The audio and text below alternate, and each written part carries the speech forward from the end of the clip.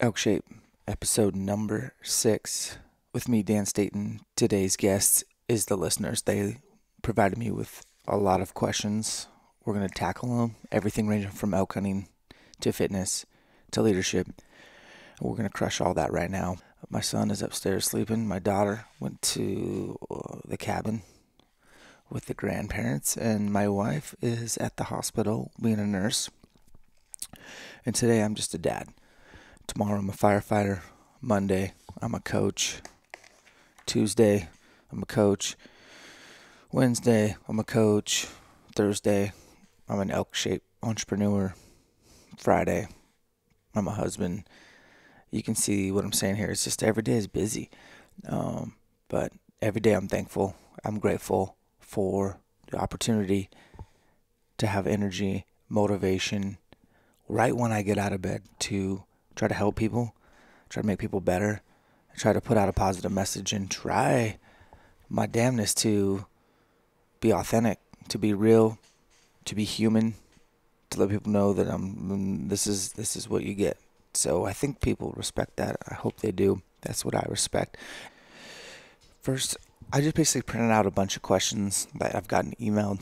And so if you send me an email and I never replied, that's because I printed it and I was like, that's good, I'll get to it. So I'm getting to it today. Here we go. Mitch from Canada says, I'm a new bow hunter currently living in Alberta.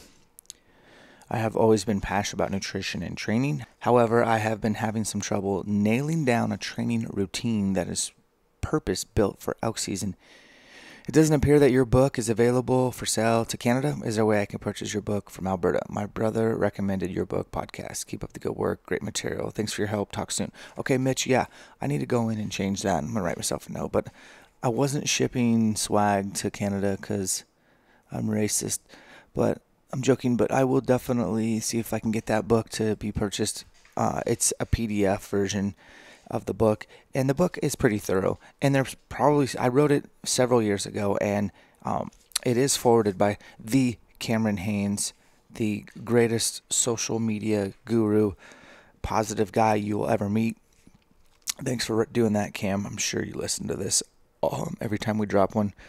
I'm joking, but the book is good. It is a good spot, but there's definitely something that I was like, okay, some people don't want a year-round approach. They literally are going to wait 3 weeks before the season and start. So what should I do? And so I'm like, that's it. I'm writing a 3-week program to get quickly in shape. And it's very, I would say it's a pretty intense program. It's 21 days to get into ElkShape. I've already written the program.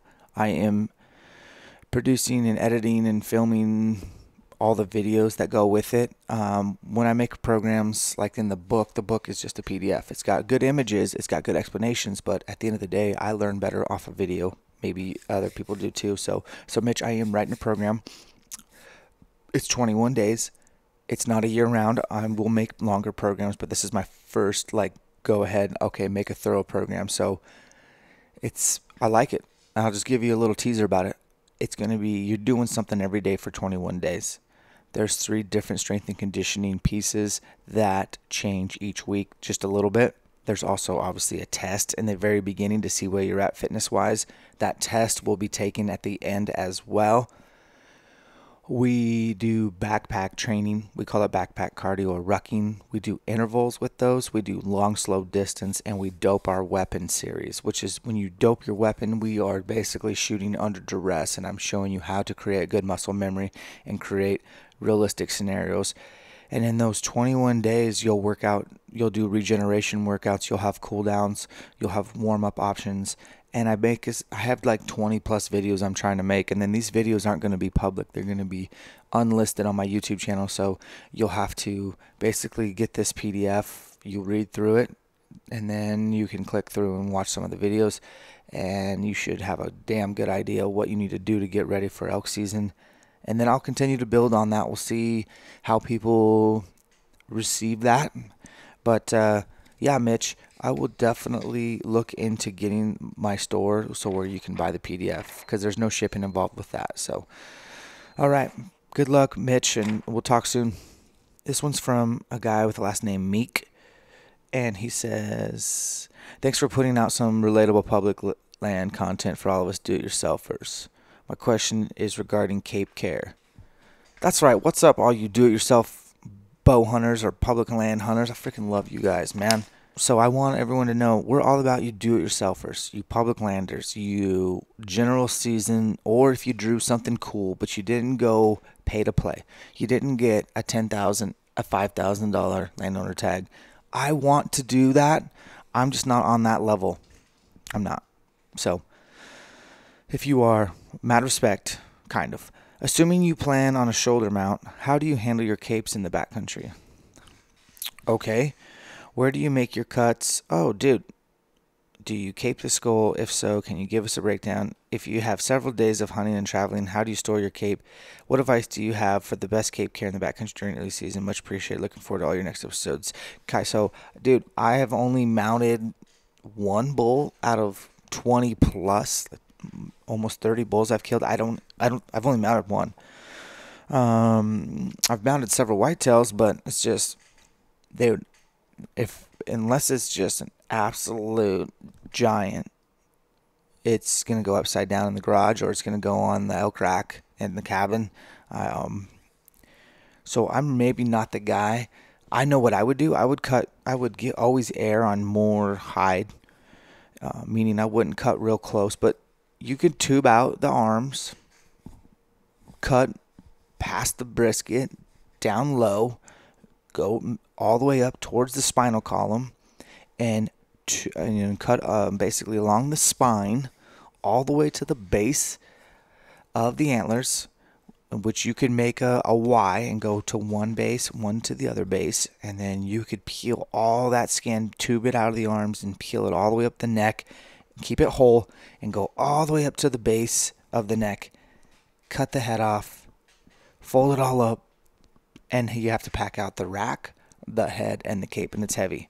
But that's what most guys do, unless you have the time to sit there and to basically cape out, go start at the lips and work your way up the nose and get the eyes and get out you literally cut the face off.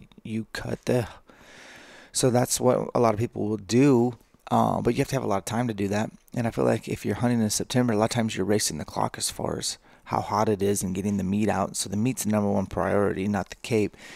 So the fastest way would be just to make a circle cut, like say at the elk's maybe belly button, if you will, and make a cut all the way up towards the base of the neck and just peel and just get all that skin up to about maybe at the elbow, both sides, tube those out and just go all the way up the neck, cut it, twist the neck off, and now you got a head, a skull, and a cape all in one package. It's heavy, but that's great. And then you just got to get that thing cooled. You got to get somewhere cool fast. Don't let flies get all over it and stuff like that. And if you're traveling for an extended period, you should already have made accommodations to have several coolers. And I don't think I would salt that, but I would call a taxidermist and find out I doubt they're going to want you to salt it. I just think they want you to keep it cool or get it frozen as fast as possible. But again, I haven't mounted a lot of elk. I did cape out my whitetail this year in the mountains, and I did exactly what I just told you. I was packing meat, and I think I got home at 10 o'clock, and I shot that buck at 4 o'clock in the afternoon, and it was a mountain buck. I was just getting him out of there, so I spent as little time as I had to just getting the cape worked all the way back to the neck, and I packed out that, he was 146-inch net whitetail. He's a pretty good whitetail, but he's packed out his rack, his head, and his cape, and it was done. So I like where your head's at. I hope that you can get a big bull and get that cape out. But yeah. Hey Dan, my name is Josh and I live in Southern California. I've been following your ElkShape channel for a year or two, and I love all the content you bring to the bow hunting fitness community. I wanted to take some time to write to you and see if you might be able to give me some input on a business venture my wife and I want to embark on. I remember you saying on one of your vlogs that the best way to pursue your passion for hunting in the outdoors is to own your own business so that you can dictate your schedule. Fact. And I'm at the point where I think we might be ready to do that. So I currently work full-time in the power line industry, which is very successful, but my wife and I have been thinking about potential of opening our own bow shop. This is an idea that we see as a great long-term potential, even if it takes a few years to build some momentum. With all that being said, I wanted to see if you, being a CrossFit gym owner, could offer some insight as to how you got your start with a business and some of the obstacles you faced when you started, and any input you would have. Greatly appreciate your journey and educate yourself. Okay, Josh, great question. We're talking business. I get excited about that stuff. So yeah, dude, it looks like you have a good job. Keep that good job and open up your bow shop. Open up your bow shop inside your garage. Open up your bow shop, sublease a little space somewhere where it's dirt cheap for your overhead. Starting out, you need to grow organically, and you have to be intelligent on how you're going to grow it. And the best way is to just be a phenomenal bowsmith, bow mechanic, whatever you call those dudes. Basically, you provide the best service for your customers, and that's what you do. You start out and you buy the minimum dealer. So if a dealer needs to buy 30 bows to have a decent margin, then and that's the minimum, but you can be offered to buy 100 bows or whatever. You start with the absolute minimum. I think brick and mortar is scary, and I would absolutely advise against just opening up brick and mortar. I mean, I would start online if you could and grow organically and build up your base and your customer base slowly. You know, I can put it into CrossFit terms. I moved back to Spokane in 2007. I had been a very successful manager, trainer, worked with professional athletes. I had really spent 9 years building my resume. And when I moved back to Spokane, I had money. I was not married, obviously, and I could have opened a gym right then and there. But I hadn't been in Spokane in 2 years. I was out chasing my dreams and getting all this experience. So what I did is I got a job at a local gym, not as a manager, not as a general manager, not as a fitness manager, fitness director, six-figure job. No, I went and said I would like to be a personal trainer, and I got hired. And I built up my personal training clientele for a year. And then obviously every day I was working on the ins and outs of getting my business up and running. And 1 year later, I signed the lease and opened the door and had the business ready to go. And 99% of my clients followed me over to my own business. And that was strategic. So I would do the same thing as far as your bow shop goes. Start out of your garage, like my buddy Steve Speck, who owns EXO Mountain Gear. He started S&S Archery out of his garage because he was frustrated with the lack of service that he could find at other archery shops. He thought he could do it better, and he did. And then that grew to an online store, which is now S&S Archery, and it's that's what I would do. But I'm super pumped for you, Josh. If you know how to work on bows, super tune them, and provide great service, and you're business savvy and know what margins to charge, and you can be disciplined and start out small, I would recommend that sublease a space, start at your garage, then go to online and build your base organically until one day you have enough money to maybe invest and buy your own location and things like that. But start small, grow strong, overserve, under promise, over deliver, and man, I'm excited for you guys. So let me know how that goes, Josh. What's up, Dan? This is from Eric G. What's up, Dan? Thanks for answering my previous questions. I've began using GoHunt.com and I found it extremely useful for my upcoming hunt this fall. More questions for you. When glassing and making a fire, do you worry about the smell of smoke on your clothes? No, I don't. I do not. Smoke will come off if you're worried about that. But if my clothes smell like smoke, I just feel like I have an edge. I feel like that's good. That's like almost like a natural scent eliminator. But no, smoke does not bother me. Second question, what are your thoughts about a longer axle-to-axle bow for the backcountry? I've had a Matthews for 10 years and I'm about to switch to the Hoyt RX1, and I'm wondering about getting the 35-inch axle versus the 32 axle strictly for mountain hunting due to the forgiveness for longer shots. Would you advise this? Thanks again. Eric, I would say I haven't shot either bow. I don't really know. Generally speaking, yeah, the axle to axle, that's the top to the bottom of the bow. The more inches, the more forgiving. I think it depends on your frame. I know that the Hoyt guys never recommend me going to a 35 for years. Seems like because I'm 5'6" 3/4, I'm just barely not 5'7", so I'm super short, and my draw line's 27 inches, and it just seems like the way that their engineers set everything up, I don't know. If you're bigger than me and taller than me, which you probably are, I'd go with a 35-incher for sure. The more forgiveness, the better. So if you're about my size, yeah, I would go with a 32. That's probably what I'll end up doing. So, yeah, good question, Eric. All right. This one's from Jordan K. Hey, Dan, my name is Jordan. I'm new to elk hunting. I've watched almost all your videos. I just had a few questions, but I first would like to say thank you for taking a lot of sweat off my brow on the tricky things that are included in the hunt. Your Q&As are great, and I watch just about everything you put up. I like the bear videos too. I'm from Wisconsin. Where are your questions, homeboy? I'm from Wisconsin, and I have always dreamed of just grabbing the bow and doing some hunting in Alaska, Colorado, Idaho. And elk have always been on the top of my list. I am in college, and for a graduation gift to myself, I am settled on a do-it-yourself elk hunt in Idaho. Yeah! 10-day trip, stoked to say the least. I've been getting my gear in order. I've changed to FMJ arrows because of the high praise and the Slick Trick Grizz Trick 2 broadheads. I dig the Sitka and plan to cross that off my list as well. But usually answered by your Q&A, I guess I'm still nervous about 2 things.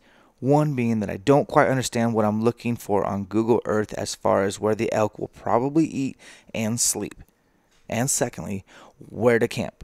I've hunted and camped my entire life, but I was wondering if you had any tips on where to look on Google Earth and where to camp.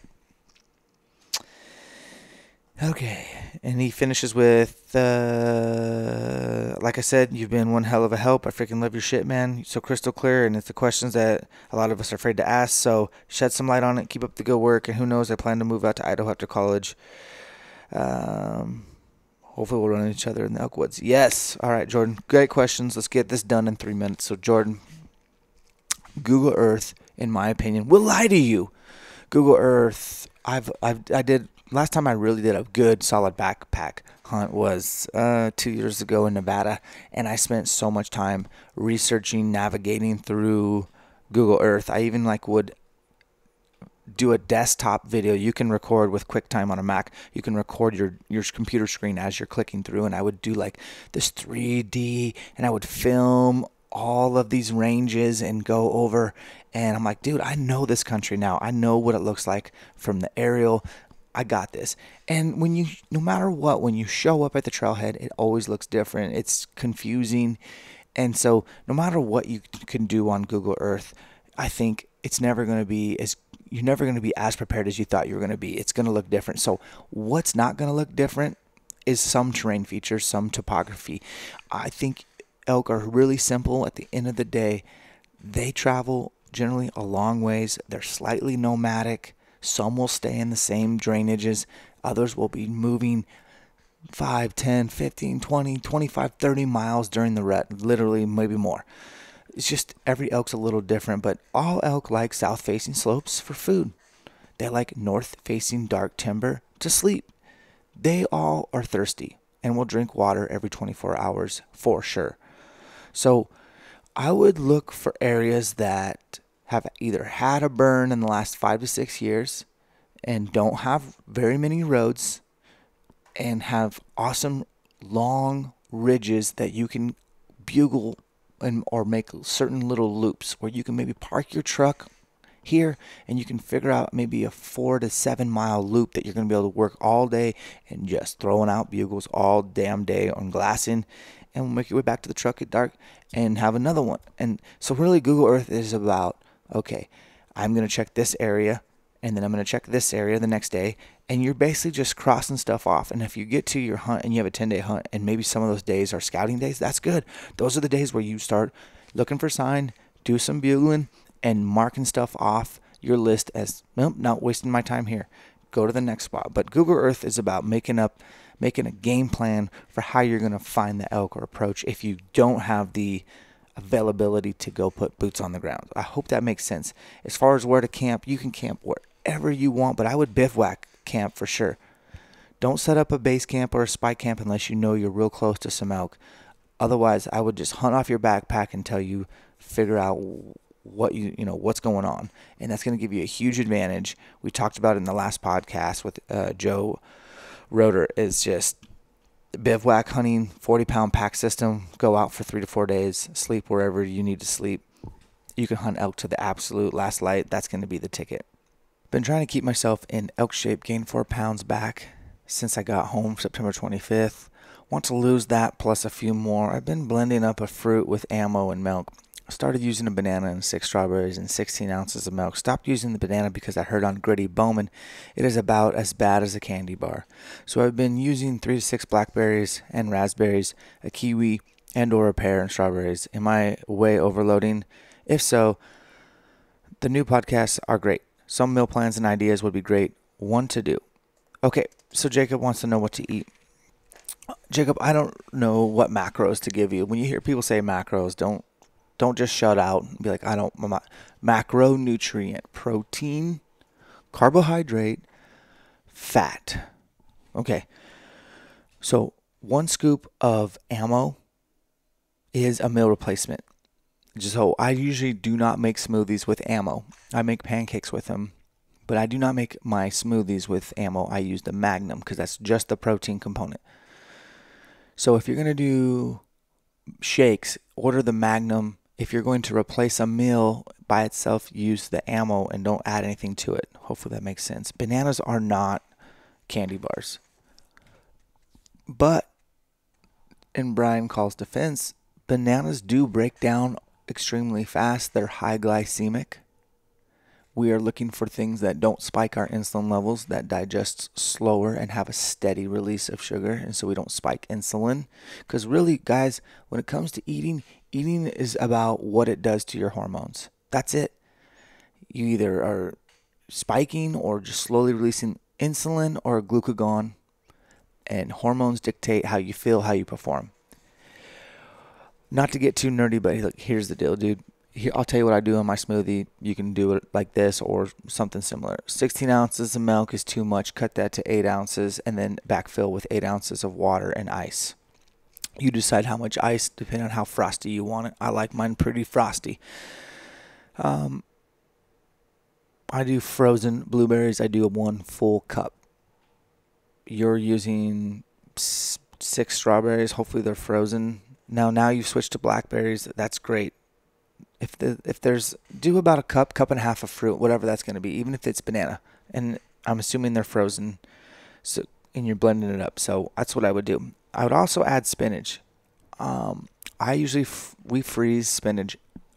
Every time we go to the store, we have this huge container full of spinach for salads, and then in the freezer is another container of spinach to add to smoothies, or kale if you're into that. I'm not, but I usually add somewhere between, no joke, 1.5 to 2 cups of spinach in every smoothie I ever have, because it's just spinach, man, Popeye, and you don't taste it, so you might as well load it up in there and get some credit for it. And then I usually add almond butter or natural peanut butter, and then a scoop of Magnum, which is just whey. It's not a meal replacement. So, yeah, that's what I would do with that. As far as the ammo, use that for pancakes, man. Like I said on earlier, just an egg or 2 or egg whites, a scoop of ammo, maybe like, I think it's called Kodiak cakes. You can get it at Costco.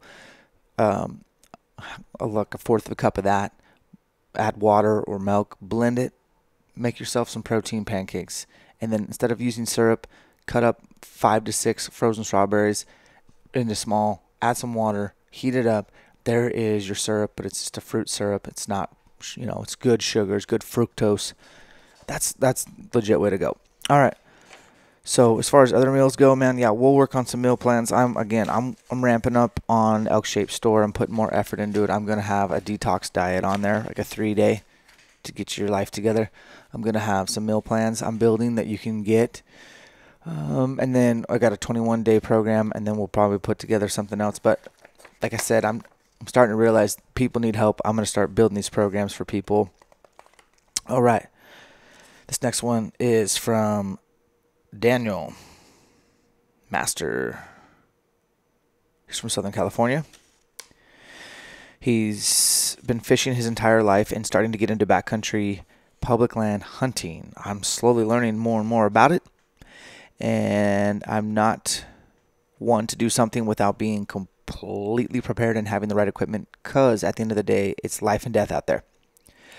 I know the biggest step is to put myself out there, but knowing anyone that hunts or anyone to learn from is a bit tough. I'm here to ask your recommendation of of what do you think the best step is for me to becoming an avid backcountry hunter? I shoot my bow once a week at a local archery shop. It is 20-yard range, and it's a bit hard to find a range that offers more. That is part one. Okay, so the best way to become a backcountry hunter is maybe find a mentor. If you're not able to do that, that's unfortunate.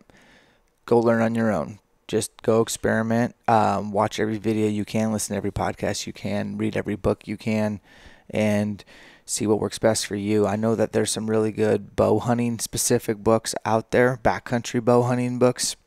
So I would look at that. I think Cameron Haynes wrote one in 2006. It's called Bow Hunting Backcountry or Backcountry Bow Hunting.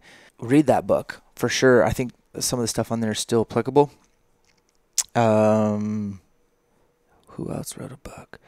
I'm not sure. Find a mentor. There's a lot of bow hunters in California. You just have to find them. They're not like dense, but they're spread out, and there's odds are there's one out there. As far as your archery range, 20 yards, that's garbage. Get yourself a block target, drive out to some public land, and start shooting some different angles. You live in Southern California. It's 70 degrees there every day of the year while we're freezing our ass, hibernating up here in Spokane, Washington. You're out wearing a tank top. Go get a block target and go shoot your bow at a bunch of different yardages, different angles, different ranges, and get proficient. And keep your backpack on while you're shooting, by the way, because if you're a backcountry bow hunter, you're shooting an animal 9 times out of 10 with the backpack on, unless you're doing mule deer and you're stalking and you're taking your boots off, your pack off, and you're stalking up from above in socks. If you're backcountry hunting elk, you're going to have a pack on. You got to shoot with the pack on. And that goes for everybody listening. If you don't shoot with the pack on and you're just that guy that goes to the archery range and just shoots flat 50 to 100 yards with your sneakers on and a t-shirt, that's not real hunting. If you're a whitetail hunter, you got to get all your garb on and shoot from elevated distance. And you got to, if you wear a mask or if you wear a neck gaiter or if you wear a full anything and you don't practice with all that setup on, you're setting yourself up to be surprised when you miss. So that's just there. His second question is about programming for fitness. This is where we'll get into it. He says he's constantly listening to Tim Ferriss and Joe Rogan, as well as watching anything about powerlifting and CrossFit, trying to learn as much as he can about mobility and longevity. I find it most interesting and beneficial. I have been doing jiu-jitsu for about a year and a half, but somehow constantly keep on getting injured. I think it's due to my lack of physical preparedness and ability for something demanding like jiu-jitsu. Like jits and hunting in the backcountry. I have an MCL grade 1 sprain in my right knee, and I'm finishing up physical therapy, and with a partial ACL tear in my left knee. What's your question? If you could let me know your thoughts on how you would program all these things I would like to do, please advise. Okay, so he's like, dude, I do all this stuff. Here's what I do. How would you order it? Step 1, he says 4 hero wads a week. Step 2, this guy I guarantee is like 19 or 20 years old. Step 2, 2 to 3 jiu-jitsu workouts a week. Step 3, 1 swim a week for max distance. Step 4, 1 pack hike a week. Step 5, 1 trail run a week. Okay, I feel like I can do these things. I can become the best version of myself. Okay, bro, you don't need to do 4 CrossFit Hero wads a week. In fact, I do 1, 2, maybe 3 Hero wads a year. Less is more. Intensity is way more important than just putting out these hero wads. And if nobody's listening going, what is the hero wad? It's basically like a CrossFit workout, which is always usually kind of ridiculous, but it's really, really ridiculous. It's usually like an hour and a half type CrossFit workout, like Murph. Everyone knows Murph. It's 1 mile run, 100 pull-ups, 200 push-ups, 300 squats, 1 mile run, wearing a 40-pound pack. And then people get rhabdomyolysis. And if you don't know what rhabdo is, so no, you're not doing 4 hero workouts a week. Why don't you do a CrossFit workout, 1 or 2 functional fitness, high intensity, functional CrossFit type workouts, 2 or 3 of those a week. Jiu-jitsu, I get jiu-jitsu. It's cool. And I'm 36 and I would love to do jiu-jitsu. I did wrestle. I like scrapping, but I think it's got a high potential for injury being, a beginner. And so I am not going to do jiu-jitsu at the moment. I would rather, and I am paranoid about getting hurt because I use my my bow muscles, my shoulders to pull back a bow and hike. And so I am just deathly afraid to getting hurt and losing out on a season of hunting. So I'm not doing jiu-jitsu. I don't know if I recommend you doing jiu-jitsu. You've already been hurt and you haven't been doing it very long. You just got to decide what's more important to you. I mean, if you're really into jiu-jitsu, don't bow hunt. Don't backcountry bow hunt. Bottom line, I would say choose your master. Mine's bow hunting, so I'm not going to do jiu-jitsu even though I want to. And I want to feel tough and be able to like be prepared to like choke somebody out in 3 different ways and wrestle and all. I love competition. Doesn't matter. I don't want to get hurt. So, and some people think the same thing about CrossFit. Like, I'm not doing CrossFit. I could get hurt. And that's true. I've been doing CrossFit for 10 years, and I have gotten hurt at least once. But most of the times, you're not getting hurt. You're getting fit. So, some people would say the same about jiu-jitsu. It's just, you got to just take calculated risks when you're a bow hunter, especially when you're 36 like me. You just got to be smart. You don't want to get hurt. I like to swim once a week for max distance. I think could be a good flush, good cardio, good metabolic endurance, stamina.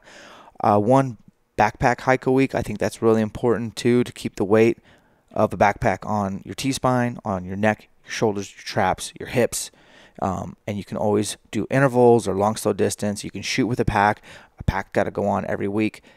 One trail run a week, that's great. So I was just thinking you need to turn down the jiu-jitsu and turn way down the CrossFit Hero WODs. And I think you got yourself a good program. I also remember, get your own target. Don't just shoot at 20 yards indoors. Go out there. You live in SoCal. Go take advantage of that. And good luck, man. Thanks for the email. I really appreciate you. Chris Morgan. Dan, I wanted to send you a brief message about your podcast. It's been really encouraging and challenging for my wife, and I really appreciate your content you are putting out all around, especially the discipline in your episodes with finances, working out, and scouting. A little bit about myself. I feel that I am pretty similar to you in that I'm a family guy. Welcome my first kiddo into the world 2 weeks ago. Congratulations, Chris.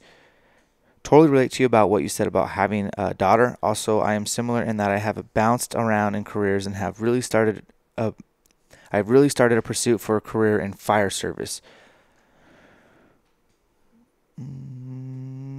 Attached is a picture of my biggest buck to date in a draw unit.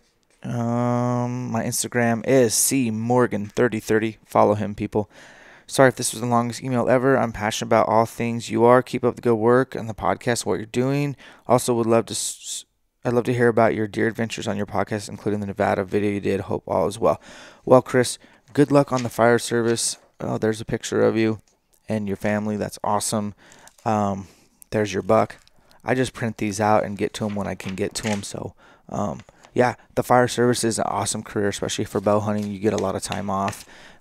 It's hard to be at work for those long shifts away from your family, but you are helping and saving people, and you also are fostering great relationships with other firefighters and hopefully enjoying that process. I am enjoying being a firefighter 1 shift a week. It's a job that's extremely rewarding. Yes, it's got some, you got to be, if you didn't know about firefighters, I didn't, you got to know so much about medical stuff and EMT, and then flip side, you got to know so much about fire, and there's so many different types of fire, and there's so much to know about just a little bit of everything. You have to be, firefighters are smart, and they're always learning and studying, and the best firefighters are just students for life. And oh man, it's a great job. So Chris, I hope you find a full-time firefighting job. I know it's super competitive down there in California, but man, if you put your head down and really go for it, you can do it, man. You can do anything. So in the finance stuff that we talked about, yeah, discipline is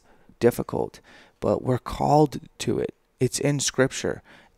We are all called to be disciplined, and it may hurt and it's not comfortable, but it makes us better. And, we're going to bring my wife on this podcast, and you guys I'm going to ask her the hard questions because she knows me better than anybody. And I can be really difficult to live with. I'm super stubborn. I'm probably too motivated. That's what she calls me, is I'm too intense, and I'm intense about everything. But I want to be intentional. I want to be productive every day I get up. I want to move the needle in the right direction. If you want something, go get it. So the finances and stuff like that, well, it's constantly, no one's got it figured out. I know I don't, but I know that, case in point, we've been looking at houses lately, like literally looking like online, and then we got a realtor lady showing us houses. And our house is not even for sale, and we're just looking. And I was just like, hold your horses, babe. Like, what are we doing? Like, you're looking at houses. She's like, well, we can afford these. Okay, we can afford these houses, sure. But it also ensures that you will be working more and I will be working more and that we will work more. And you don't own the house owns you. You don't own the truck owns you. You see what I'm saying? So the things that you need are that, I don't know, my perspective is just, I don't want to be owned by anything. I want to own a few things that are simple, and I want to go play. I want to raise these kids. I want to get them in the mountains, and I want to do these podcasts, and I want to do these videos that help people, and I want to see them be more successful and not make the mistakes I made. So we're working through this right now. We're going to bring my wife on here in a little bit, but it's marriage is tough. Finances are tough. Discipline is tough. But I already told you what lasts won't come easy. What doesn't last will come easy. So, take the up road. Choose the difficult path. Stay disciplined. Get your spouse on board. Iron sharpens iron. You guys got that, Chris. So go get that firefighting job. All right, guys, we got 2 more, and then we are done with this episode. All right. Jared Grossman. Dan, I've been following you for a while on social media and really enjoy what you're doing and the manner in which you're doing it. God, family, fitness, hunting, and finances are very important to me, and I'm loving the new podcast. It's a breath of fresh air in the hunting podcast world. That's right. Sorry, that gets me fired up, but I wanted to have something different. Like, this is the stuff I like. Fitness, killing elk, and being disciplined on all facets and delayed gratification for finances, working towards big goals and big dreams, and being realistic with expectations that this is not a Primos elk hunting the truth. The truth is that the truth videos, if you don't know what I'm talking about, Primos puts out videos like 20-something year after year, and they call it the truth because there's not a lot of fancy editing. It's not much of a story. It's just like kill after kill after kill. But the truth about the truth is that they're in the big belts in Montana. They're at the Hill Ranch in Colorado. And why do I say it like the truth is that none of you guys can afford that hunt. You're not on that level. The Hill Ranch has probably got, I don't know how much it is to hunt there. I know people like Cameron Haynes has hunted there and whatnot. Joe Rogan might have, the Utah hunts, but dude, if you want to pay to play, cool. But if you're like a normal human, blue collar, got a family, you got college to worry about for your kids, and you're not a selfish asshole, you're gonna do more of these public land do-it-yourself hunts. You're not gonna spend $8 to $10,000, and it's all relative depending on your hunting budget. I spend a lot of money on hunting, what I think is a lot, but it's a budget. But what I spend to some guy would be like a ridiculous amount that he thinks that I am out of my mind for spending that much on hunting tags and applications. And then if I think that this really rich guy is ridiculous for dropping seriously like $15,000 on an elk hunt on a private ranch, and then a $7,000 trophy fee, and then you tip your guides $1,000 or $2,000, that's just a drop in the bucket for that dude. That's his budget. So it's all relative. I get that. But my audience is these, guys like me that want to work out, want to get in shape, want to have the best equipment, want to provide their body the best training stimulus, nutrition, want to work hard, want to balance that family and wife life, and get, be a provider and a leader and have discipline. Yes, that's what we're looking for. So tangent over. I know you primarily focus on elk hunting, but I also know you enjoy some spring bear hunting. I'm a whitetail hunter from western New York and have zero experience hunting out west, or bears for that matter. My brother and I are trying to save and plan for a spring bear hunt in 2019. My question is, this is a topic you could shed some light on in a future podcast, or what advice would you give to a beginner? Books to read, gear needed, tactics. Okay, 2019. All right, Jared, here we go. Spring bears, you can hunt in Alaska, Montana, Idaho. Washington State is a draw. And Idaho has a draw. Montana might have draws, but But there's over-the-counter units in Montana and Idaho, and I believe Wyoming. Not in Colorado. Probably not in California. I don't know the details of these places, but I do know that Montana and Idaho have spring bear over-the-counter. I know Montana's got like a some sort of quota system, but I don't think it gets met in a lot of places, so you're fine. But Idaho's got a lot of just, come kill 2 bears, please, in this unit. We got too many. It's awesome. Here's a generous season. You can hunt from April 15th to May 31st, or April 15th through June 30th, or April 15th through July 31st. It's ridiculous. So spring bear depends on the winter. I think the earlier the better, but it's a gamble, especially when you're coming out where you are. So you want to kind of hold off till mid to late May, get that timed around the rut, get into some great country where you can glass, south-facing slopes. When you're glassing for bears, stay in pretty much the same spot and glass the same area over and over and over, and all of a sudden a bear will materialize that you never thought was there.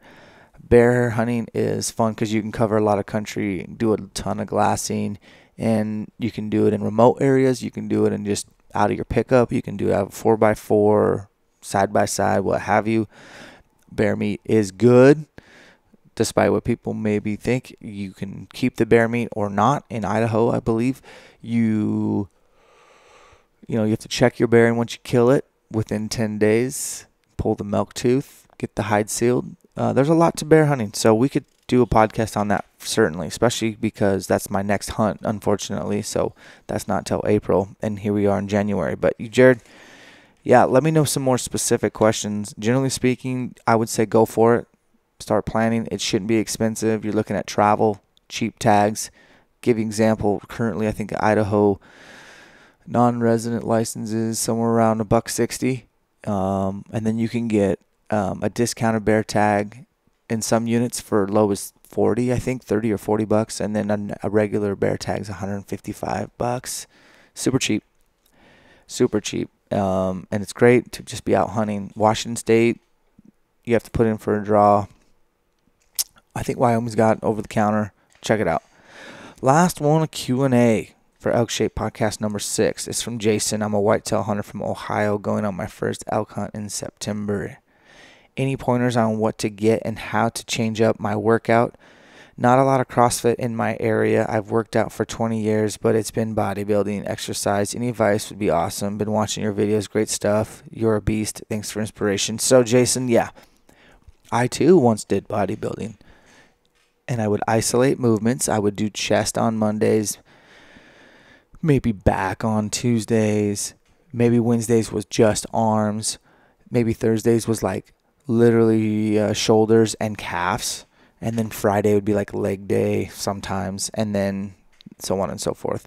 And I never really was that strong. I was strong, but not really strong. I could do big lifts, but nothing under duress.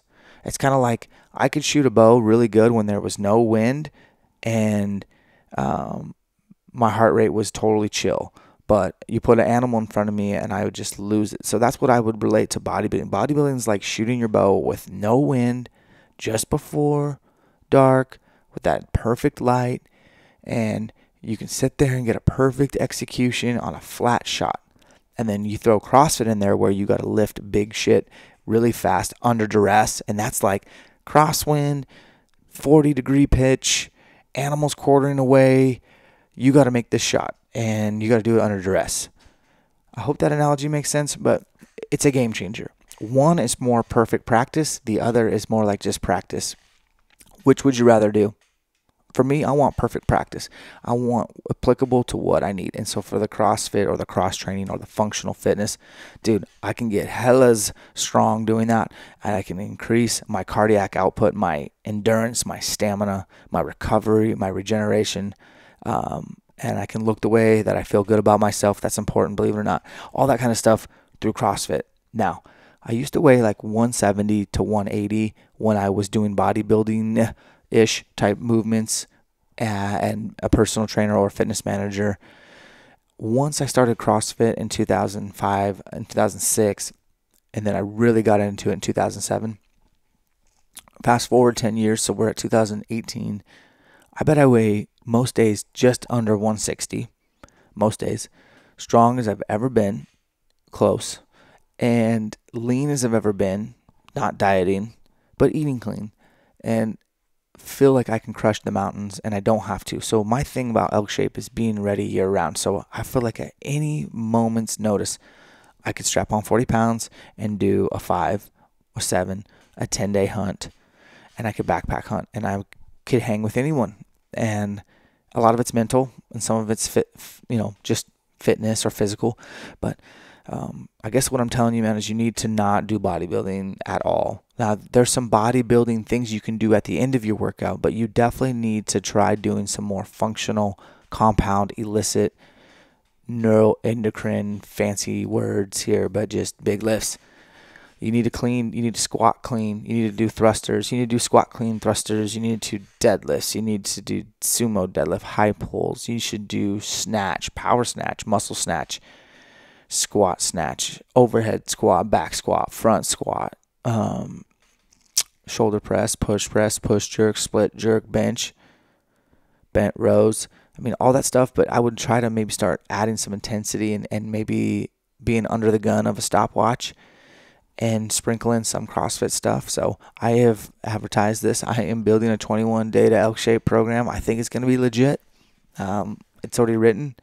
As soon as I'm done filming this, I'm going out to my garage to do 2 of the workouts today, and I'm going to film it so you can see what it's like to do these workouts. And they're built around home gym stuff. So guys with home gyms, get yourself a squat bar, a squat rack, a sandbag, or several sandbags.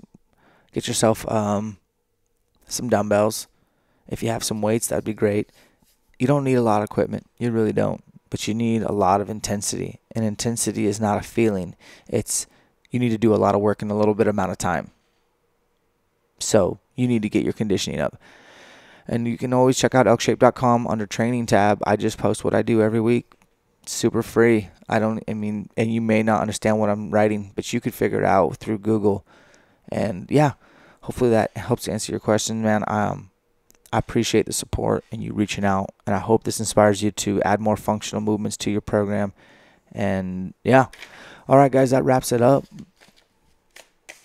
We are bringing on my wife soon. We are going to talk, and we're going to talk about some stuff for the wives out there as well as some nutrition and meal planning. So we're going to bring her on. Corey Jacobson's coming on soon. I'm going to have my buddy Matt Anderson from Coeur d'Alene, Idaho. He owns RX Mills. He's a CrossFit coach. He's a bow hunter. He shot a wolf with his bow this year. He's killed elk. We're going to get him on here. And then if you know some blue-collar guys that are legit, let me know about them. So we're looking for those people to get on this podcast. And I wanted to give a shout-out to all the partners of ElkShape for all the help that they do with my equipment and my training and my hunting and shooting and things like that. So shout out to Hoyt Archery. I've been shooting Hoyt forever, and they're very dependable bows. And I strongly recommend that if you're looking at not buying a bow new year after year, that you get yourself a Hoyt, because they stay very relevant for a long time. They're very good longevity bows. Strings from my boy Josh Jones out of Spokane Valley Archery. Podium archer. Thank you, Josh, for building strings where I don't have any stretch and have to go back into the shop and tune my bow. It's already done. It's tuned once, and it's awesome. Easton Archery. Love you guys for making the full metal jacket. That's aluminum wrapped over carbon FMJ. I shoot a 6mm. I have a brass insert, 50 grains up front, and I wrap that with Bohning arrow wrap and Bohning blazer 2 inches. Shout out to Bohning, another one of my awesome partners. And then we got Grim Reaper broadheads. I'm using their fixed line. I know they're super stoked on their mechanicals, but they know that I'm stoked on fixed. So sharpest broadheads I've ever handled is the Micro Hades series, the 3 and the 4 blade. I use the 3 blades for longer distances, like 40, 50, and longer. Like I shot my antelope this year with that, and I shot my bear. And then on the 4 blade, it's more of those closer shots. I shot my whitetail buck, my mountain buck, and my elk with a 4 blade. One was a 20-yard shot, one was a 28-yard shot with the 4 blade. And I mean, the elk went about 50 yards, and the deer went about 50 yards. So it was devastating. I was super pumped on that. I don't have an archery site sponsor currently right now, but I do have a custom bow equipment. I have Montana Black Gold and an option archery site on my shelf. I like all three, but I think I'm more of a Montana Black Gold guy. That's the one I've used most historically. But my boots partners is Kenetrek Boots out of Montana, and their customer service is amazing. I think you should try their boots. They're built for sheep hunters, so they can handle elk hunting no problem. Layering system is Sitka Gear all day, every day, and really dig the subalpine this year. Game changer for where I hunt. And the optics, Vortex being so good to me. Appreciate all the support. EXO Mountain Gear out of Boise, Idaho. Steve and Lenny, thank you for building the lightest pack that I've ever used. I got a 35 to 5500. I got both bags. Love their pack system. It's been a game changer for me. Literally shaved about 5 pounds switching to EXO a couple years ago.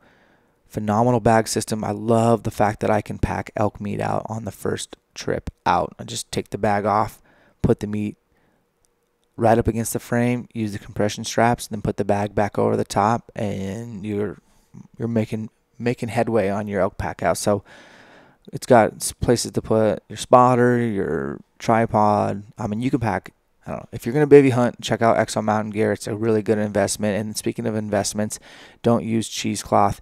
Get yourself some good quality synthetic game bags like Caribou game bags. That's what I recommend.